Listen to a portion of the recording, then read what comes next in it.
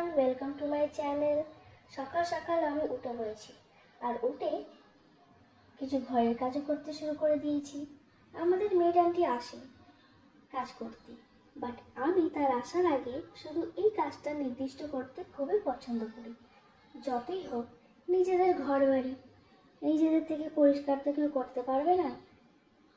Made aunty কাজটা করে দেওয়ার পরেও মনে হয় মনটা কেমন খুঁতখুত করে, মনে হয় যেন এখানে ময়লাটা পড়ে আছে, ওইখানে মনে ময়লা পড়ে আছে। যেদিন আমি বাড়ি থাকি, মানে যেদিন আমার কলেজ ছুটি থাকে, সেই দিন আমি মাকে বলেছি যে তোমাকে সব কাজ করতে হবে না, চলো দুজনের মধ্যে কাজটাকে ডিস্ট্রিবিউট করে দিই, তুমি কিছুটা কাজ করো আর কিছুটা আমি করি। আমার ঘর ঝাড় দেওয়া হয়ে গেছে, এবার আমি একটু সকালে চাটা খেয়ে নেব। সকালে ঘুম থেকে উঠে চা না খেলে আমার কোনো কাজে মন বসবেই না, মনে হয় যেন কিছু একটা ইনকমপ্লিট। আর বাঙালি মানেই চা, আর তার সাথে একটু আড্ডা। সকাল সন্ধ্যে চা না খেলে তুমি কেমন বাঙালি? চা খেতে খেতে দেখি আমার একটা ডেলিভারি এসেছে, আর সেখানে চাটাকে রেখে আমি গেলাম পার্সেলটাকে রিসিভ করতে। জানো তো যখন আমার প্রথম কোনো অর্ডার বা পার্সেল আসতো, তখন আমাকে ডেলিভারি বয় ফোন করে বলতো, ম্যাম আপনার পার্সেলটা কোথায় দিতে হবে, আপনার অ্যাড্রেসটা বলুন। দিয়ে সেই বুঝে আমি গেটের কাছে চলে যেতাম, দিয়ে তারা আমার অ্যাড্রেসটা যেমন আমি বলেছি সেরকম বুঝে চলে আসতো। আমি বুঝে যেতাম যে তারা এসেছে। কিন্তু এখন ফোন করবেই না, তারা কি করবে, গেটের সামনে দাঁড়িয়ে হর্ন বাজাবে। এবার আপনারাই বলুন আমি কি করে বুঝবো যে তারা এসেছে? মানে যেই যাচ্ছে আমি বাইরে গিয়ে দাঁড়িয়ে পড়ছি, যেও হর্ন মারছে মনে হচ্ছে যেন ওরা এসেছে। চায়ের কাপটাকে একটু ধুয়ে নেব, দিয়ে আশেপাশে একটু ফেনা পড়েছে, মানে এটাকে ওয়াশ করতে গিয়ে, তো সেটা একটা শুকনো কাপড় দিয়ে মুছে নেবো। বাইরে বেরিয়ে গিয়ে দেখি বালতিতে কিছু ভিজে কাপড় জামা পড়ে আছে, তো সেগুলোকে এখানে আমি শুকোতে দিচ্ছি। এটা হলো আমাদের উঠোনের সাইড ভিউ। তো আমার কাপড় জামা শুকোতে দিতে এখানেই ভালো লাগে, আমি এখানেই কাপড় জামা মেলে দিই। আমার ছাদে কাপড় জামা মেলতে একদম ভালো লাগে না। তোমাদের সাথে আজকে আমি একটা ডিআইওয়াই শেয়ার করতে চলেছি। এই ডিআইওয়াইটা তোমরা সপ্তাহে একবার ব্যবহার করতে পারো।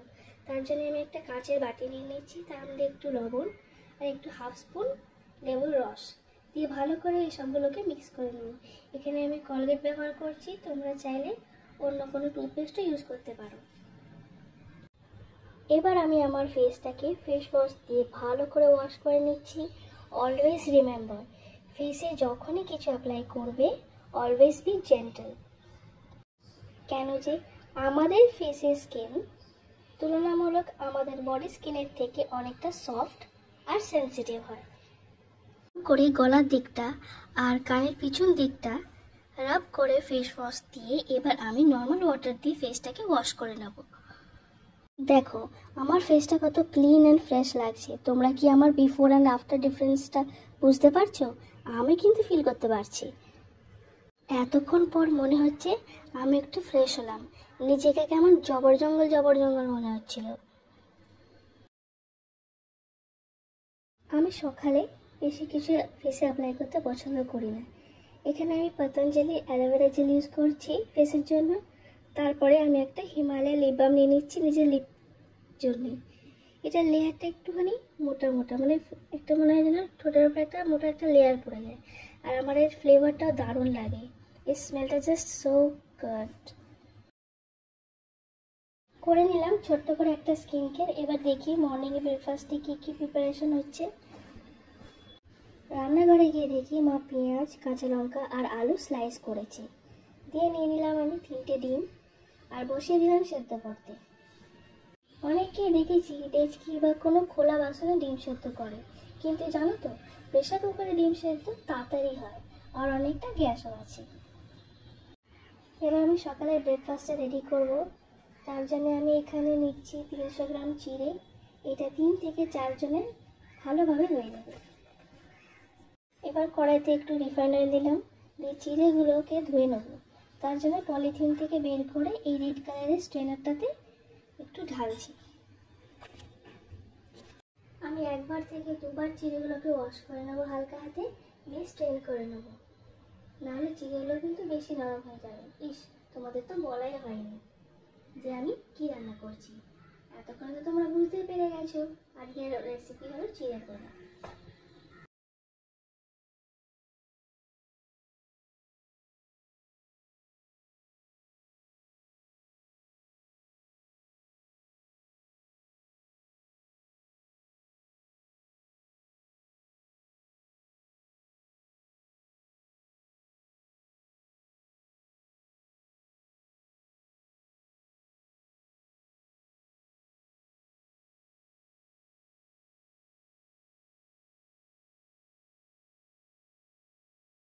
আমি এখানে কেটে রাখা আলুগুলো এবার কড়াইতে দিয়ে দিচ্ছি একে একে। এখানে আমি আলুগুলোকে লম্বা লম্বা করে কেটেছি, যেমন আমরা আলু চচ্চড়ি বা আলু ভাজার জন্য আলুগুলোকে কাটি, ঠিক তেমন।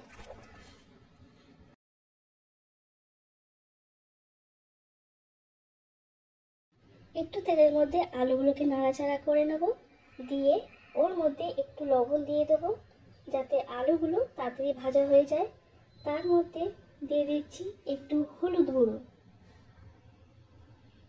আলুগুলো একটু ভাজা ভাজা হয়ে গেলে ওতে কেটে রাখা পেঁয়াজ আর কাঁচা লঙ্কাগুলো দিয়ে দেবো। তারপর ওর মধ্যে গ্রাইন্ড করা জিরে গুঁড়ো আর ধনে গুঁড়ো দিয়ে দেবো। এখানে আমি 1.5 চামচ মতন জিরে গুঁড়ো আর ধনে গুঁড়ো অ্যাড করছি।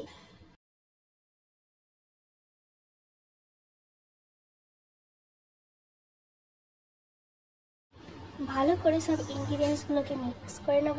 তার আগে একটা স্পেশাল জিনিস দেব, চলো আমার সাথে। কারি পাতা নিতে এই যে চিড়ের পোলাওতে অ্যাড করলে দারুণ একটা স্মেল বেরোয়, মানে সাউথ ইন্ডিয়ান টাইপের। এখানে আমি 7টা থেকে 8টা কারি পাতা নিয়েছি। সেগুলোকে আমি একটু নর্মাল ওয়াটার দিয়ে ওয়াশ করে নিচ্ছি, দিয়ে এগুলো আমি কড়াইতে অ্যাড করে দিচ্ছি।